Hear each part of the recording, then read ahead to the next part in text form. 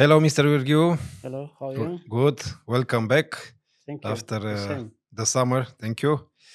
All right. So today we have the Well, first game is we Tal again. try to show some very beautiful and interesting games from Tal. Well, they are, of course, exceptional games because he liked to sacrifice always. So you see, in every game we show now, we have such an example. So we try the first one is against Botvinnik. They played it during their match for the World Championship. Tal managed to win the title. I mean, he became world champion after this match. This after this match. After this Okay. match, and this is one of the most interesting games in their match they played. Together. I think in Moscow in '61. Yes.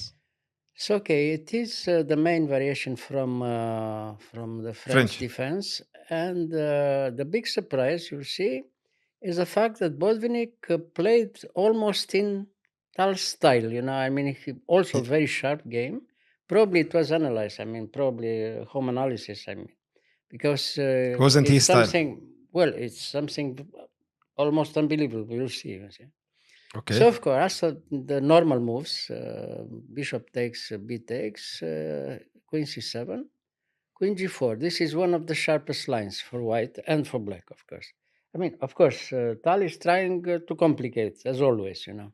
So we'll see the results. Now, f5 is the best move, queen g3, and now, again, the sharpest move, knight e7. I mean, black is giving the 2 pawns, from g7 and h7.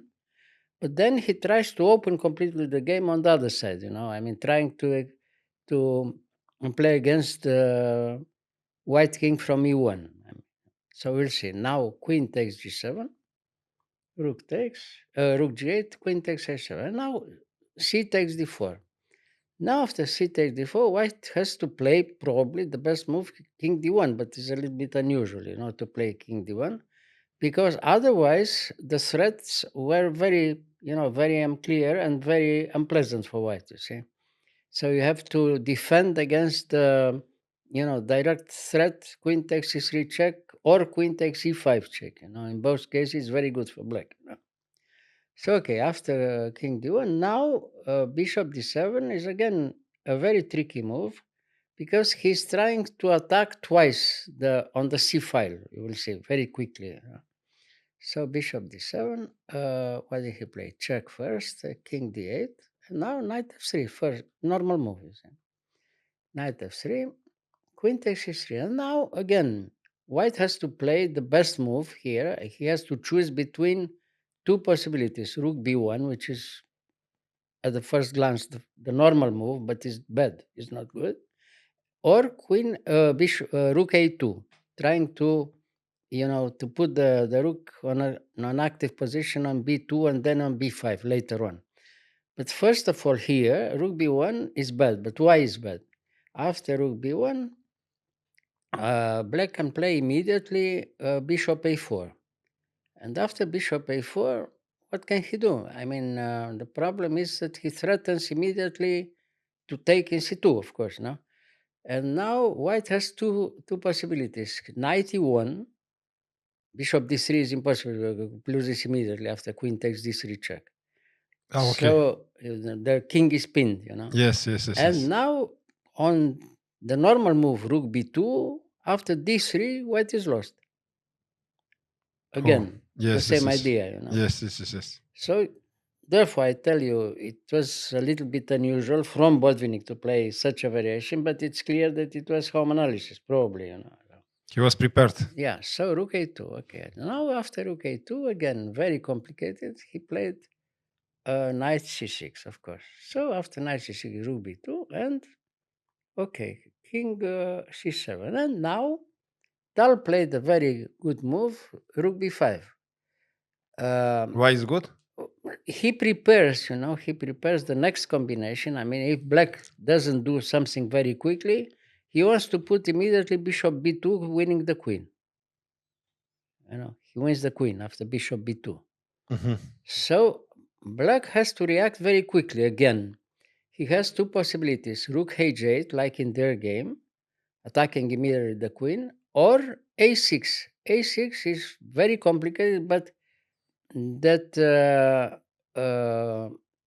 has to accept the fact that black is giving the queen, after a6.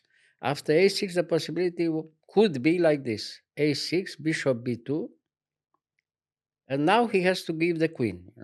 Hmm. He takes in b8, in b5, takes in c3, takes in c3, bishop takes b5, rook takes a3. Very, very complicated. Black has some good tactical chances, but okay, it's queen up. I mean, queen up for something, for many pieces. You see. Yeah. So that was the first probably possible way. Well, the game was rook h8, and now after rook h8, again from here, Yes. again the game will be very complicated. After their, I mean, the The ma- analysis they had together, Tal showed that in his opinion was better to play first queen g5, and after rook g8 to give the queen in g8, not in h8. I mean, we'll see. Mhm. White is the small difference. Okay, so he took there, and now bishop b2. And again, okay, he takes back the queen, and uh, black has to give the queen also, because has no way to to escape. So I give it for a So he knight. gave it for For the knight, but then he wants to take many pawns. You see, this is the problem.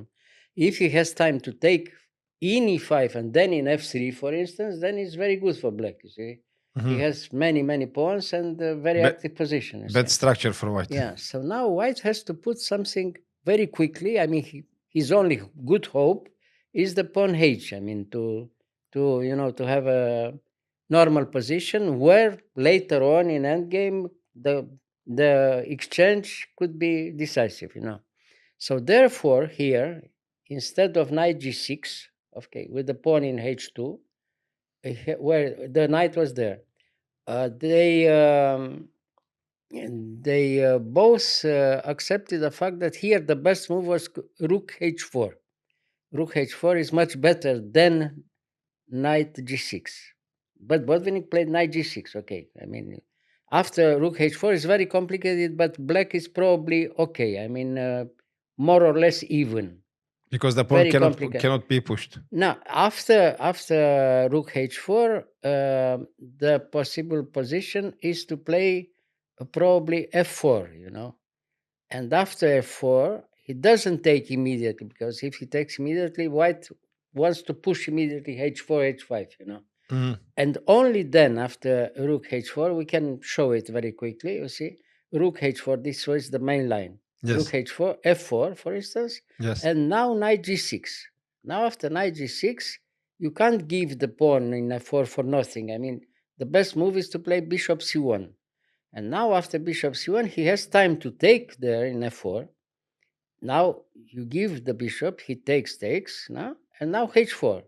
And after h4, he has time to take in e5. And now black is probably, I mean, has very good position after knight takes e5. Mhm. Mhm. He played a little bit too quickly knight g6. Probably he thought it's more or less the same, and he wanted to get rid of this These pawns. dangerous pawn very quickly, but that was a bad idea, for black. So now white has time to push h4. Why is the big difference? Because now if you take in h4, you are pinned. If you take with the rook, he has time to trade the rook and then play f4. And the pawn from e5 is defended and is clearly better for white. So if you take with the rook, Now, after f4, ah, you see, after knight g6, h4, now if you take with the rook, yes, yeah, he takes yes. with the knight, and then he has time to put the pawn in f4, and then it's clearly better for white. Mm. Because he doesn't lose the pawn from e5. This is the big difference. Mhm, mhm, mhm. And rook and two bishops are much better in endgame later on than two knights and the bishop. And if he has time to win back one pawn, for instance, a pawn from d4, is clearly better. And the endgame is almost winning for white, you see. Like in their game later on, you see. So, okay, it's a little bit amazing that Botvinnik didn't see the difference, but the difference is very clear. Later on, we'll see. Okay, so now he took there in e5, and now h5. Okay, so he wants to go, To queen. very quickly with this pawn. Again, knight f5, knight e5 to f7 is not the best move. The best move is to take in f3, or maybe even knight g6 or knight g4 is, not clear. But like this is clearly better for white. If white has time to push the pawn in f4, he controls, the center, and he can't move himself e6, e5. If he has time later on to push the pawn in e5, is very good for black, but has no time. So now is move by move.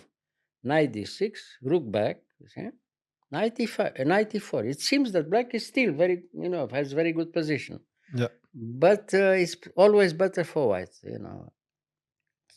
Uh, rook, king e1, rook h6, and now he has time. You see, to attack the pawn from d4. He loses later the pawn from h5, but he wants to transpose the game in such an end game where white is clearly better because he has the rook on the table. You see? Here's an quality, right? Yeah, the exchanges is The exchange. decisive later on. You see. So rook d3 is move by move. He loses the pawn from h5, but it's okay for white. So now bishop takes, rook, knight takes, and now he took, but now again he's pinned. You see, the rook from h6 is pinned, Yes. so has time to put rook d3 and then double the rooks on the h5, and this is winning for white by force. You see, so now the continuation now is forced, completely forced. Otherwise, he loses very quickly. So now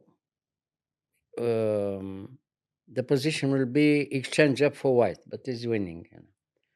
So takes only with the knight, because if he takes with the bishop, he loses a piece after rook h6. Mm. So now, again, forced, knight f8, the only move.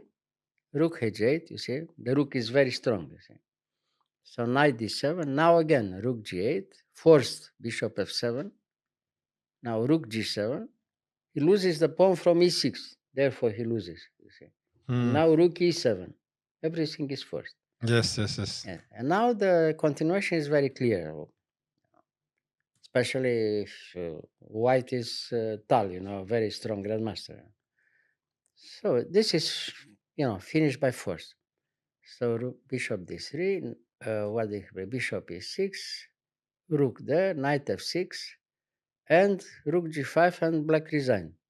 He loses the pawn from f5, or if he plays knight e4, the only defense, Yes. he takes in e4, takes with d, gives one check in g7, yeah, bishop f7, the only move, and now simply rook d2, king d2, and he's coming, and exchange up for nothing, and he's winning for white, and black resign. A very wild game, and very, very sharp until the end. You see, with some small mistakes from Botvinnik, which were decisive later on. You see, by such a good technique, was decisive, but very complicated, of course. Immediately after the opening. You see. Yeah. Yeah, immediately after the opening. All right. Thank you, Mr. Very Gheorghiu. good example. Yes. And it was a little bit surprising, as I told you, that the fact that Botvinnik played in the same style like Tal. I mean, he very, very sharp. He is very unusual from Botvinnik, you see. Yeah. But okay. It didn't work out. Yeah, it did work Not out. this time. But one thing is clear. The opening was home analysis. You see. Mm. The first moves, 10 moves, 15 moves like this. You see. All right. Thank you. You're welcome.